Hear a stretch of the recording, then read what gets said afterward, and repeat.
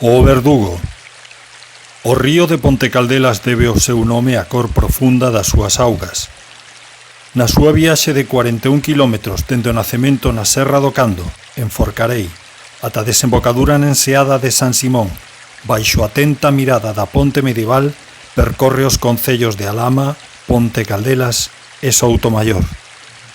Escarba profundos vales en forma de V e déixanos os pasos da Fraga e de Portasouto, as augas quentes do balneario, as feroces cascadas da Roca e o remanso feiticeiro do campo de Taboadelo. Xunta as súas augas co Oitavén e morre, manso, na ría de Vigo. Porta do Atlántico.